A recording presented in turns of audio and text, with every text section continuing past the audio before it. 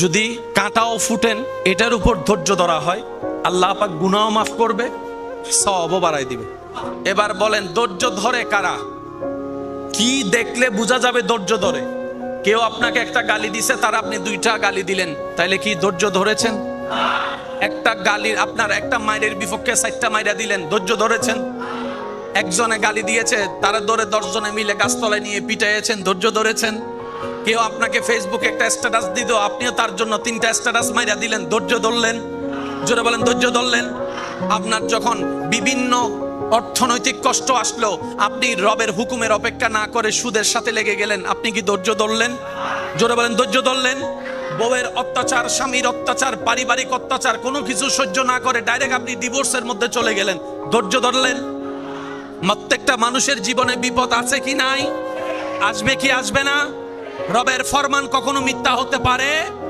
রব বলে যে দুনিয়াবি কষ্ট তোমাদের কাছে অনেক কিছুই আসবে, কখনো খাবার কষ্ট, কখনো ভয়ের কষ্ট, কখনো শারীরিক কষ্ট, কখনো মানসিক কষ্ট, কখনো পারিবারিক কষ্ট, কখনো সামাজিক কষ্ট।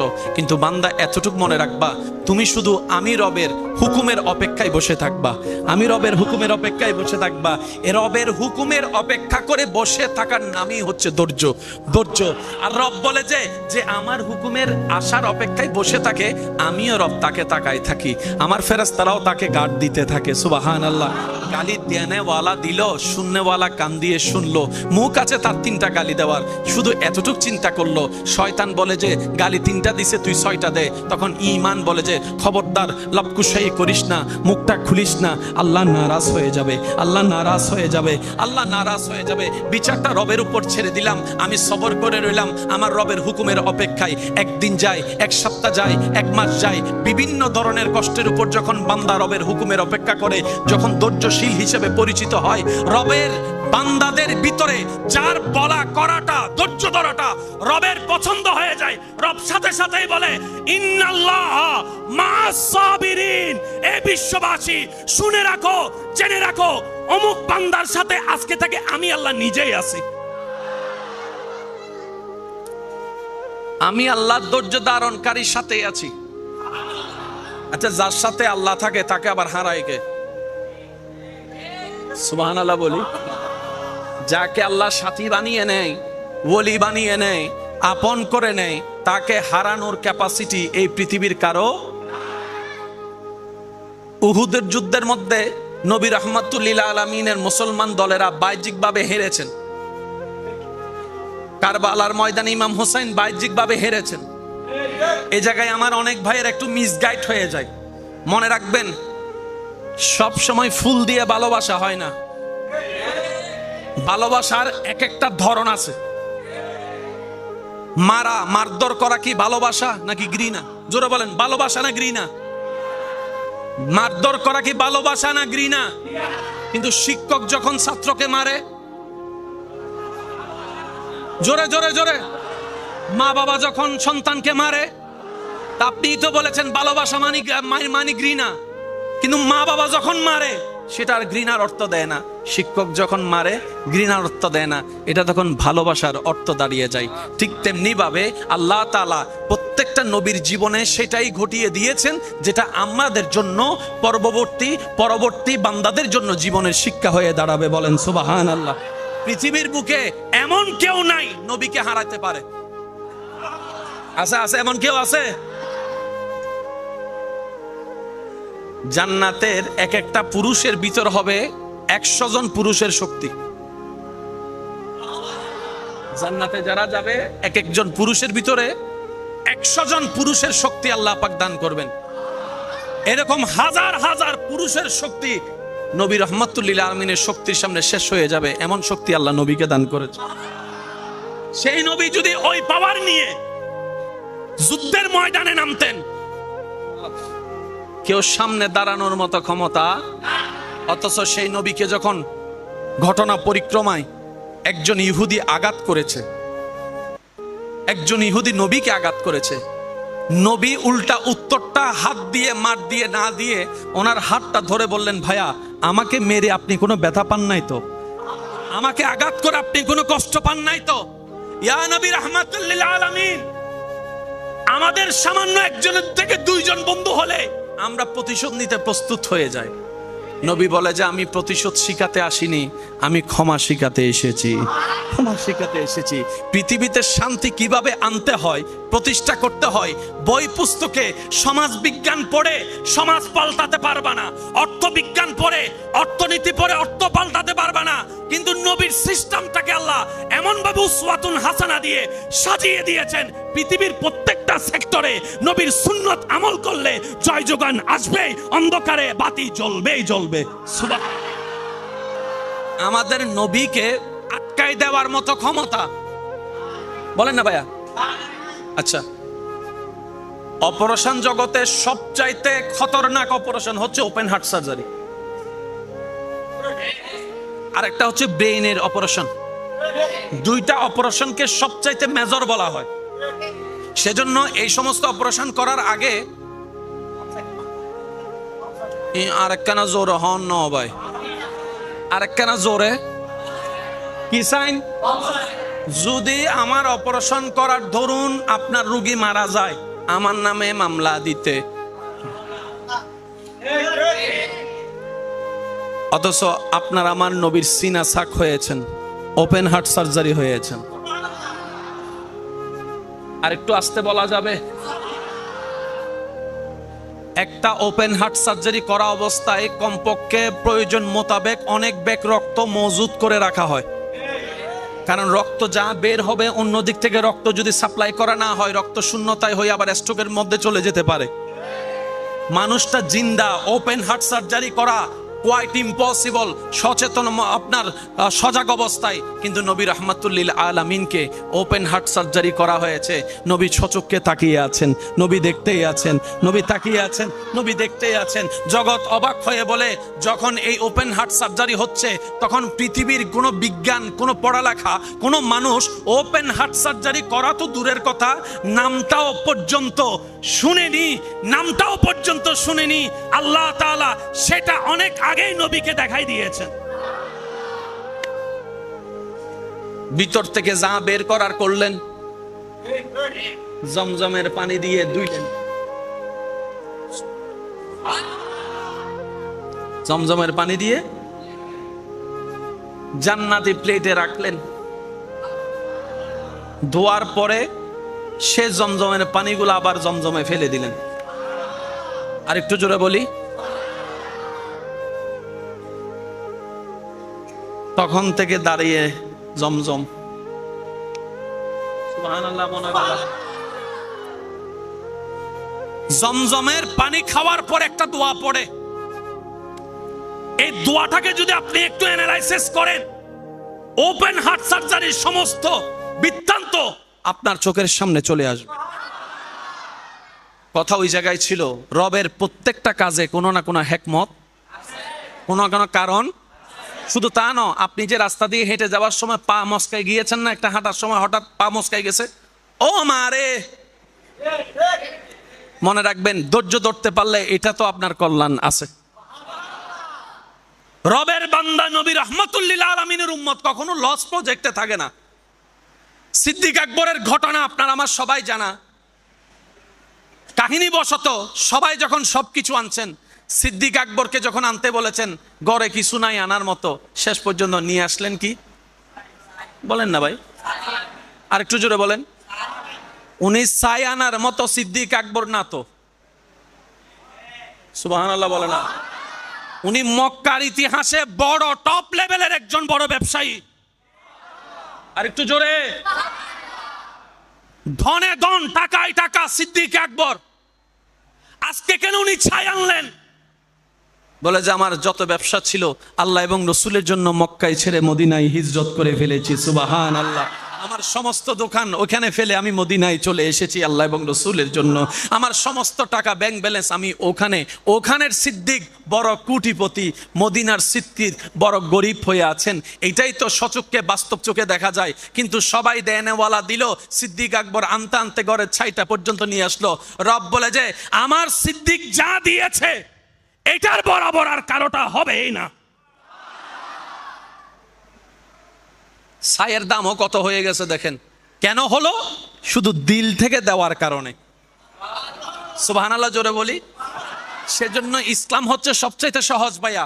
দিল থেকে যদি একও দিতে পারেন, সেটা অন্যের কোটি টাকার চাইতেও বেশি প্রফিটেবল এবং দামি হয়ে যাবে আপনার আমলনামায়। সুবহান আল্লাহ পাক আমাদের সবাইকে সেই নবী রহমাতুল্লিল আলামিনের শান মান ইজ্জতের ওয়াফাদার হয়ে, ওয়াফাদার উম্মত বনে বেঁচে থেকে হাসরের ময়দানে নবীর ওয়াফাদার উম্মত হয়ে ওঠার তৌফিক দান করুক আমিন।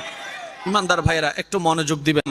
যদি কাঁটাও ফুটেন, এটার উপর ধৈর্য ধরা হয়, আল্লাহ পাক গুনাহ মাফ করবে, সওয়াবও বাড়ায় দিবে। এক। দ্বিতীয় নম্বর আরেকটা কথা মনে রাখবেন, অনেক সময় বান্দার কিছু কাজ আল্লাহর যদি পছন্দ হয়ে যায়, আল্লাহ তখন ওনার তকদিরের মধ্যে কিছু নিয়ামত দিয়ে পরিপূর্ণ করে একটু পরিবর্তন করে দেয়। অর্থাৎ বড় বিপদকে ছোট বিপদ দিয়ে। অনেক সময় জানেন, আমাদের চট্টগ্রামের পাশে একটা কথা আছে, জানর বিপদ মাল দিগি শুনছ অন্য না তো হইন পারি মাল্লার উনি লেখে না মাতি হইন বাজি জানর বলা মালত গেই। অর্থাৎ আপনার জানের, আপনার পরিবারের উপরে যাওয়া বড় একটা ট্র্যাজেডি। আল্লাহ তাআলা হয়তো আপনার মোবাইল হারাই উড়ে দিয়েছেন, আপনার একটা জিনিস লস করে এটার উপর দিয়ে আল্লাহ পাক কভার দিয়ে দিয়েছেন। মনে রাখবেন, সেজন্য রব্বুল আলামিন বলেছেন লা তাকনাতু মির রাহমাতিল্লাহ। যদি কাশ আমরা আয়াতটা উপলব্ধি করতে পারতাম, রব আমাদেরকে কি বুঝাতে চেয়েছেন। লা তাকনাতু, কখনোই নিরাশ হইও না। একটা হচ্ছে নিরাশ হইও না, আরেকটা হচ্ছে কখনোই নিরাশ হইও না। মির রাহমাতিল্লাহ, আমি আল্লাহর রহমত থেকে। সুবহানাল্লাহ। আল্লাহ তুমি রহমতের কথা কেন বললা? ইমানদার ভাইয়েরা একটু মনোযোগ দিবেন। আল্লাহ পাক বলে, তোর সকালে সূর্য দেখাটা আমি রবের রহমত। আমি আস্তে আস্তে বলবো, আপনারা জোরে জোরে বলবেন সুবহানাল্লাহ। বান্দা, তোর চোখ খোলাটা আমি রবের রহমত। তোর হেঁটে যাওয়াটা আমি রবের রহমত। তুই যে প্রস্রাব করিস সেটাও আমি রবের রহমত। তুই বান্দার নাস্তা খাওয়া, ডুব গিলা, পেটে যাওয়া, হজম হওয়া আমি রবের রহমত। বান্দারে, তোর জীবনের 24টা ঘন্টার প্রত্যেকটা সেকেন্ড আমি রবের রহমতের সাথে সম্পৃক্ত। রব বলে লা তাকনাতু মির রাহমাতিল্লাহ, আমার রহমত থেকে নিরাশ হইস না। মানি বান্দা, তুই আমাকে ডাকতে স্মরণ করতে ভুলে গেলেও 24 ঘন্টার প্রতি সেকেন্ডে আমি আল্লাহ তোর খেয়াল রাখতে ভুলবো না, খেয়াল রাখতে ভুলবো না, তোর নজর তোর দিকে রাখতে আমি আল্লাহ ভুলবো না। কারণ তোরার সম্পর্ক আমি রবের সাথে এইভাবে হয়েছে মজবুত। গুনেহগারম সিয়াকারম ওয়ালেকিন বাদাস্তাম হাসতে দামানে মুহাম্মদ। মুসার উম্মত আমার বান্দা ছিল, কিন্তু আমি তাদেরকে এত সুযোগ দিই নাই। তোদেরকে এত মায়া করি, এক নাম্বার কারণ তোদেরকে আমি মায়া করে বানিয়েছি। এটার চেয়ে আরেকটা কারণ, তোরা আমার হাবিবুল্লাহর উম্মত, রহমাতুল্লিল আলামিন নবীর উম্মত। যেই নবীর আসা যাওয়া জীবনের প্রতিটা ক্ষণ ছিল মুখে শুধু একটাই কথা, রব্বি হাবলি উম্মতি, রব্বি হাবলি উম্মতি, রব্বি হাবলি উম্মতি।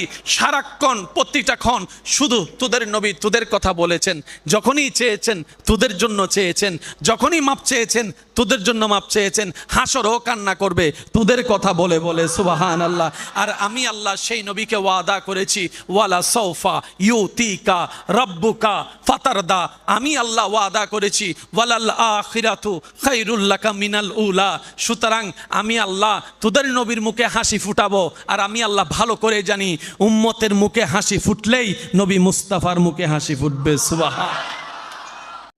কত শানওয়ালা নবীর উম্মত হিসেবে আপনার আমার নসিব হয়েছে। রব্বি হাবলি, জোরে বলেন রব্বি হাবলি। হাই হাই হাই, কত চমৎকার কথা বলেছেন। রব্বি, ও আমার আল্লাহ, হাবলি, আমাকে হেবা করে দাও। সুবহানাল্লাহ বলি। উম্মতি, আল্লাহ এক কথায় আমার উম্মত আমাকে দিয়ে দাও। নবী বলছেন হাসরের ময়দানে বলবেন, আল্লাহ আমার উম্মত, জোরে জোরে জোরে আমার উম্মত। আল্লাহ পাক বলবে, হাবিব আপনার উম্মত গুলো তো আমার বান্দাও। আশেক যারা আছেন তারা একটু মনোযোগ দিয়ে শুনবেন, কারণ সব কথা সবার জন্য হয় না, কিছু দিলওয়ালাদের জন্য তো কথা থাকে। কি বলেন, ঠিক কি না? আল্লাহ পাক বলে, হাবিব যারা আপনার উম্মত তারা আমার বান্দাও তো। হাবিব বলে যে ঠিক আছে আপনার বান্দা, কিন্তু আপনি তো আহকামুল হাকিমিন, হিসাব যদি নেওয়া শুরু করেন আমার উম্মত একটাও পার পাবে না, আমি ভালো করেই জানি। আমি সিদ্দিককে নিয়ে ভাবি না, ফারুক ওসমান আলীকে নিয়ে ভাবি না, হাসান ও হোসেন ফাতেমাকে নিয়ে আমার ভাবনা নাই। আমি নবী তো তাদেরকে চাচ্ছি যারা গুনাহ করেছে, অপরাধ করেছে, যারা গুনার মধ্যে লিপ্ত ছিল, যারা অসহায়, তারা পাপী। আমি নবী তো তাদেরকে চাচ্ছি, রব্বি হাবিলি উম্মতি, আমার উম্মত আমাকে দিয়ে দাও, আমার উম্মত আমার দায়িত্বে ছেড়ে দাও। আল্লাহ পাক বলে, হাবিব আপনার দায়িত্বে ছাড়বো কেন? নবী বলে যে আল্লাহ আপনি রউফুর রহমানুর রহিম যেমন, আপনি রহমানুর রহিম যেমন, আপনি আহকামুল হাকিমিনও তেমন। আপনি যদি কঠিন বিচার নেওয়া শুরু করেন আমার এই গুনাহগার উম্মতগুলো একটাও পার পাবে না, একটাও যাবার পাবে না। জান্নাত পাওয়ার তো দূরের কথা, জান্নাতের গ্রাণও পাবে না। আল্লাহ তুমি আমাকে দিয়ে দাও, অন্তত আমার দিকে তাকাই হলো তো গুনাহগারকে জাহান্নামী থেকে তুমি জান্নাতি করে দিবে। সুবহান। আরশে হক হে मसनदे रिफअत रसूलुल्लाह की देखनी है, हशर में इज्जत रसूलुल्लाह की। ला व रब्बिल अर्श जिसको जो मिला उनसे मिला, बटती है कौनैन में नेमत रसूलुल्लाह की। চিৎকার দিয়ে বলেন সুবহানাল্লাহ, আর একটু জোরে বলেন সুবহানাল্লাহ। নামাজের দরকার আছে? কাদের নামাজের দরকার একটু শুনি। নামাজের দরকার তাদের যারা কবরে দুনিয়ায় পরকালে শান্তিতে থাকার স্বপ্ন দেখে, তাদের নামাজের দরকার। যাদের কাছে রহমানের রহমত আসে তাদের নামাজ পড়া দরকার। যাদের কাছে রাজ্জাকের রিজিক আসে তাদের নামাজ পড়া দরকার। যাদের দোষগুলোকে সাত্তার হয়ে রব গোপন করে রাখে তাদের নামাজে সিজদা দেওয়া দরকার। যাদের এই অন্তর্জগতে একটু শান্তির দরকার, স্বপ্ন দেখে, তাদের নামাজ পড়ার দরকার। আর একটু জোরে বলেন আছে না নাই? যারা ব্রেইনের মধ্যে একটু রিল্যাক্স ফিল করতে চায় তাদের নামাজ পড়ার দরকার। জোরে বলি নামাজ পড়ার দরকার। যারা ভিতর থেকে সত্যিকার মানুষের ভালোবাসাময় ইজ্জত চায় তাদের নামাজ পড়ার দরকার। যারা অন্ধকার কবরে আলোর দেখা পেতে চায় তাদের নামাজ পড়ার দরকার আছে। যাদের সে ভয়ানক প্রশ্নগুলোকে আহসান হিসেবে, সহজতর হিসেবে দেখতে চায় তাদের নামাজে পড়ার দরকার আছে। যারা হাসরের ময়দানের সে কঠিন ভয়াবহ মুহূর্তের মধ্যে পার হওয়ার স্বপ্ন দেখবে, পুলসিরাত পার হওয়ার আশা যাদের আছে তাদের নামাজ পড়ার দরকার আছে। যারা নবীর মুখে হাসি ফুটানোর স্বপ্ন দেখে, যারা নবী রহমতুল্লিল আলামিনের মুখে হাসি ফুটানোর স্বপ্ন দেখে তাদের নামাজ পড়ার দরকার। আর যাদের এইসব কিছুর দরকার নেই তাদের নামাজ পড়ার কোনো দরকার, কারণ তারা তো বলে যে আমার রিজিক তো আসে অন্য জায়গা থেকে, কেন আমি রাজ্জাকের দরবারে সিজদা দিব? আমাদের রিজিক তো আসে রাজ্জাকের দরবার থেকে, তাই আমরা রাজ্জাকের দরবারে নামাজের মাধ্যমে সিজদা দিব। কথা বলেন ঠিক কি না? তো যাদের কাছে রবের দরবার থেকে নিয়ামত আসে তাদের নামাজ পড়ার দরকার। আর কেউ যদি বলে যে আমার গুলা রবের দরবার থেকে আসে না, ওনাদের সাথে আমাদের কোনো কথা, জোরে বলেন ওনাদের সাথে আমাদের কোনো কথা, কোনো বক্তব্য, যেহেতু উনি বলেছেন আমার ওনার থেকে আসে না, ওইখান থেকে আসে না, ওনার সাথে আমার কথা বলারও দরকার, কথা বলার দরকার। আল্লাহ পাক আমাদেরকে 5 ওয়াক্ত নামাজের সাথে বন্ধুত্বের জীবন করার তৌফিক দান করুক। মন ভরে প্রাণ ভরে রবের কাছে ক্ষমা চাওয়ার তৌফিক দান করুক। উঠতে বসতে হাঁটতে চলতে মন খারাপ না করে, পাওয়া না পাওয়ার হিসাব না করে সর্বদা রবের দরবারে শুকরিয়া করার আল্লাহ আমাদের তৌফিক দান করুন। নবীর প্রেমে পাগল হয়ে দৈনন্দিন কিছু সময় হলো দরুদে পাক পড়ার আল্লাহ আমাদের সবাইকে তৌফিক দান করুন।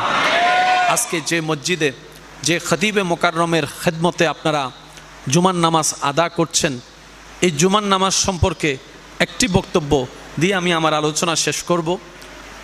অনুরোধ করে বলে যায়, প্রত্যেকটা সপ্তাহের জুমার দিনকে আমরা এক একটা ক্লাস মনে করার দরকার।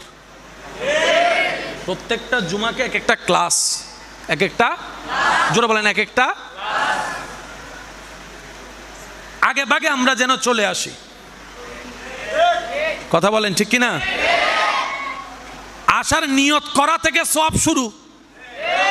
অজুর সওয়াব আলাদা, কদমের সওয়াব আলাদা, মসজিদ দেখার সওয়াব আলাদা, মেহরাব দেখার সওয়াব আলাদা, আলেমের চেহারা দেখার সওয়াব আলাদা। চেষ্টা করবেন প্রথম লাইনে বসার জন্য যুদ্ধ করা। কিছু যুদ্ধের মধ্যে সওয়াব আছে। এই যুদ্ধগুলা হচ্ছে কে কত তাড়াতাড়ি আল্লাহকে রাজি করতে পারে। চল যুদ্ধ করি। আল্লাহরে রাজি করার জন্য তুই কয় রাকাত নফল নামাজ পড়ছস? আমি 12 রাকাত। আমি 20 রাকাত পড়বো এখন। এই আল্লাহরে খুশি করার জন্য তুই কয় টাকা দিছস? আমি 20,000 দিছি। আমি 21,000 দিছি। এই প্রতিযোগিতার মধ্যে নিয়ামতও বাড়ে, সওয়াবও বাড়ে, আল্লাহর প্রিয় হওয়া যায়। সুবহানাল্লাহ। প্রতিযোগিতা করবেন কে আগে মসজিদে ঢুকে, আগে ডান পাশের কাতার, তারপর বাম পাশের কাতার, এইভাবে করে আমরা কাতার কে আগে পূরণ করতে পারি। অনেকে আছে মসজিদে ঢুকে শুধু দেওয়াল আর ফিলার খুঁজে নামাতে, মসজিদে আইসা দেওয়াল আর ফিলার খুঁজে। আর একজনেরা বলে একামত দিলে আর ডাহি দিস। কথা বলেন আছে না নাই? ওই তারাবির সময় যে এরকম হাফেজ সাহেবকে নামাজ পড়তে দিয়া আছে না বাইরে, হুজুর রুকুতে যাওয়ার আগে আমার ভাই আছে না। তো এই প্রত্যেকটা জুমাকে আমরা যদি ক্লাস হিসেবে নেওয়ার চেষ্টা করি, একটা শব্দ শিখতে পারলে মন্দ কি? তবে শোনার নিয়তে নয়, শিকার নিয়তে আসতে হবে। ছাত্র হয়ে বসতে হবে শিক্ষকের সামনে আদব এবং মোহাব্বত নিয়ে। তাহলেই শিখা হবে, তাহলেই জানা হবে। আমার একজন উস্তাদ বলতেন, যত তুমি নিজেকে মূর্খ বানায় রাখবা তত তুমি শিখতে পারবা, জানতে পারবা, বুঝতে পারবা। যেদিন তোমার মন বলবে, ব্রেন বলবে আমি জেনে গেছি, শিখে গেছি, সেদিন থেকে তোমার শিখা, বলেন না, সেদিন থেকে তোমার শিখা। যত নিজের মূর্খ বানায় রাখবেন, দেখবেন দাদা হয়ে নাতি থেকেও শিখতে পারবেন। কথা বলে না ভাই? এটাকে বলা হয় দোলনা থেকে কবর পর্যন্ত শিক্ষা। এই যে অনেক ক্যামেরা ভাইয়েরা এখানে আছেন, আমি হাজার বিষয়ে ফটো আর কি 10টা মিনিট ক্যামেরা চালাইতে দিলে পারবো? এখানে কত সুইচ আছে, সুইচের মধ্যে হারাই যাব।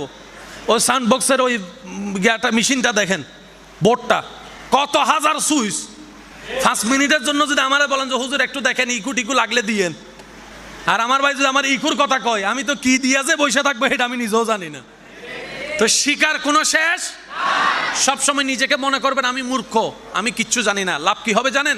আপনার শিকা বাড়তে থাকবে, আপনার মনে কখনো অহংকার আসবে না, কাউকে ছোট দেখানোর ইচ্ছাও লাগবে না, কারো উপর আপনি দেমাগ দেখায় কথা বলার সুযোগ আর শয়তানে পাবে না, কারণ আপনি নিজেকে মূর্খ বানায় রেখেছেন। আল্লাহ পাক আমাদেরকে দিন ইসলাম শিকার, বুজার, নবীর প্রেম দিয়ে কোরআন সুন্নাহকে দেখার আল্লাহ তৌফিক দান করুন। আমরা যারা এসেছি নবীর ওয়াফাদার উম্মত, আল্লাহর ওয়াফাদার বান্দা হয়ে যেন আমরা কবরে গিয়ে হাসর উঠতে পারি, আল্লাহ আমাদের সবাইকে সেই নসিব দান করুন। আর একটু জোরে বলেন না। শেষ একটা কথা বলে বিদায় নিচ্ছি। রসুলের শান কেমন, কতটুক শান, এটা এখানে বোঝা যাবে না যতক্ষণ আমরা হাসরে না যাব। রসুলের পাকের আসল শান দেখতে বুঝতে গেলে আমাদেরকে কোথায় যেতে হবে? জোরে বলেন না কোথায়? হাসরে যাওয়া ছাড়া আমরা কখনো বুঝতে পারবো না আল্লাহ নবীকে কি দিয়েছেন, কতটুক দিয়েছেন। যখন মাকামে মাহমুদ থাকবে সামনে, দুনিয়া চেয়ারের পাগল, আর এখানে মাকামে মাহমুদের আসনের কথা হচ্ছে। আপনার নবী আমার নবী আসন ছেড়ে সিজদায়, সুবহানাল্লাহ বলবেন। সবাই চেয়ারের পাগল, নবী চেয়ার ছেড়ে সিজদায়। আল্লাহ পাক বলে, হাবিব আজকে হাসরটা করছি আপনার শানের জন্য, দেখানোর জন্য, আপনি আসনে বসেন না। হাবিব বলে, আল্লাহ আমার উম্মত, আমার উম্মত, আমার উম্মত, আমার উম্মত। সেজন্য বলা হয় উম্মত ওয়ালা নবী রাহমাতুল লিল আলামিন। কি সৌভাগ্য আমাদের জানেন। বিশ্বাস করেন ভাই, নামের আগে প্রত্যেকজনের নাম ভিন্ন, কিন্তু একটা নাম সেম, সেটা হচ্ছে মোহাম্মদ। এই মোহাম্মদ নামটা কেন আপনার নামের আগে আসে, আমার নামের আগে আছে? এটা হাসরের ময়দানে যাওয়া ছাড়া বুঝা। ভোটার আইডি কার্ড ছাড়া দেশে কোনো দাম নাই। এটা মনে করেন যে হাসরের এক ভোটার আইডি কার্ডের মতো কাজ করবে আর কি, আল্লাহ দয়া করলে। তা আমরা নামাজের সাথে বন্ধুত্ব রাখার চেষ্টা করব ইনশাআল্লাহ। 5 ওয়াক্ত নামাজ পড়ার চেষ্টা করব ইনশাআল্লাহ।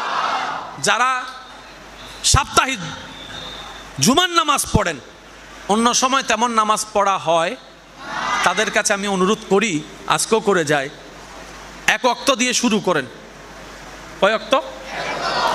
এই 1 ওয়াক্তটা ফজর করার দরকার নাই, কারণ 1 দিন 2 দিন পরে যখন 3 দিন আবার ফজর গ্যাপ হয়ে যাবে, আপনি আবার মন ভেঙে যাবে। এই 1 ওয়াক্ত করবেন আসরের নামাজ। আসরের নামাজ কি লম্বা নাকি ছোট? কষ্ট বেশি হবে। ফজর বললে ঘুম থেকে উঠতেও পারি, নাও উঠতে পারি। এশার বললে বলবে যে আল্লাহ রাকাত একটু, সেজন্য বলছি আসর নামাজ। একটা সপ্তাহ অন্তত আসর নামাজ দিয়ে শুরু করেন।